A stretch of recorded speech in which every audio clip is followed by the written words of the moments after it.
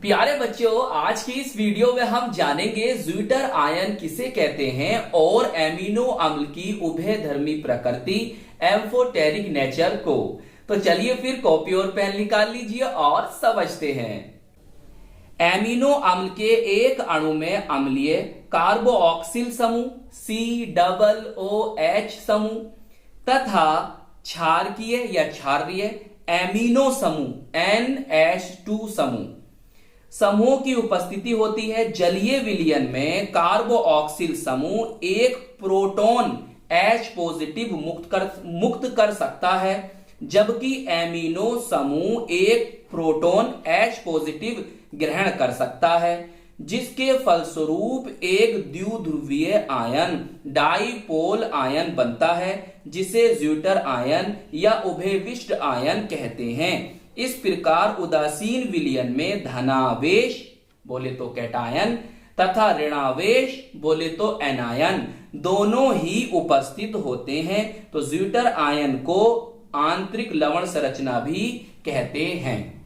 तो प्यारे बच्चों, इस पूरी बात को आइए समझते हैं यहां पर।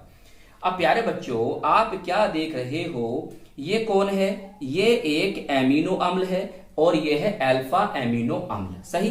अब देखो, इसके अंदर एक ये COOH समूह है, बोले तो कार्बोऑक्सिल समूह है, और यहां पर ये क्या है सर? ये NH2 समूह है, बोले तो एमिनो समूह है। यही हमने पढ़ा है। अब प्यारे बच्चों, जो ये वाला समूह होता है वो अम्लीय प्रकृति का होता है। सर, अम्लीय प्रकृति का क्यों होता है? क्योंकि ये जलीय विलयन में H पॉजिटिव आयन बोले तो प्रोटॉन दे सकता है, और जो प्रोटॉन को देगा वो कौन होगा? अम्लीय प्रकृति का होगा, एसिडिक नेचर का होगा। सही सर। अब देखो, जो इसने H पॉजिटिव आयन दिया है तो ये अम्लीय प्रकृति का हो गया। और प्यारे बच्चों, ये जो है NH2 समूह एमिनो समूह जो होता है वो क्षारीय प्रकृति का, बेसिक नेचर का या क्षार की प्रकृति का होता है। क्यों होता है? क्योंकि ये H पॉजिटिव आयन को ग्रहण कर लेता है।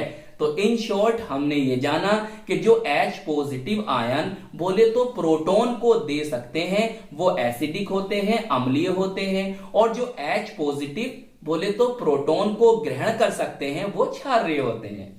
सही। अच्छा, अब आगे समझो। तो प्यारे बच्चों, जलीय विलयन में जब आप इसको डालोगे, जलीय विलयन में घोलोगे, तो ये क्या करेगा? अपना H पॉजिटिव आयन देगा। सही। और इस H पॉजिटिव को कौन ग्रहण कर लेगा? ये ग्रहण कर लेगा।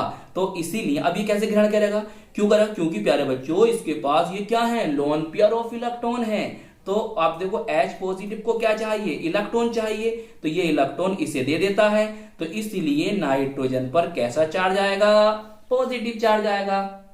अच्छा प्यारे बच्चों, देखिए यहां से H पॉजिटिव निकला है ना, तो इसके इलेक्ट्रॉन किसने लिए हैं भाई? इसके इलेक्ट्रॉन किसने लिए हैं सर? ऑक्सीजन ने।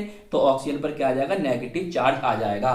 तो इस प्रकार जो ये संरचना बनी है, इसमें आप क्या देख रहे हो कि भाई ये तो है एनायन बोले तो ऋणायन, और ये कौन है? धनायन बोले तो कैटायन। तो इस प्रकार इसमें दोनों प्रकार के आयन मौजूद हैं, इसलिए हम इसे कहते हैं द्विध्रुवीय आयन बोले तो डाइपोल आयन, या कह सकते हो उभयविष्ट आयन, या कह सकते हो ज्यूटर आयन, कि जिसमें धनायन और ऋणायन दोनों होते हैं, उन्हें हम ये कहते हैं।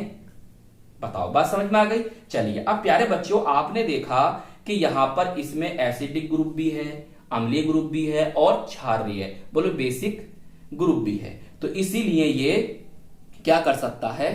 इस लाइन को नीचे लिख देना। इस प्रकार एमिनो अम्ल तथा क्षार दोनों के समान व्यवहार कर सकता है, और जो अम्ल और क्षार दोनों के समान व्यवहार कर ले, या अम्ल से भी और क्षार से भी क्रिया कर ले, ऐसा कह दो कि जो अम्ल से भी और क्षार से दोनों से क्रिया कर सकते हैं, तो ऐसे को हम क्या कहते हैं? उभयधर्मी बोले तो एम्फोटेरिक। सही। इसीलिए एमिनो अम्ल क्या होता है? उभयधर्मी होता है।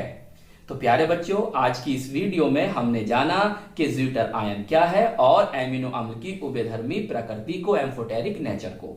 तो आई होप ये वीडियो आपको बहुत पसंद आई होगी। कैसी लगी आप हमें कमेंट्स में जरूर बताइएगा, और अगर चैनल पर नए हैं तो चैनल को सब्सक्राइब भी कीजिएगा, वीडियो को लाइक कीजिएगा, और अपने दोस्तों में, अपने साथ के पढ़ने वालों में जरूर शेयर कीजिएगा। हम मिलेंगे आपको इसकी नेक्स्ट वीडियो में। जय हिंद, जय भारत।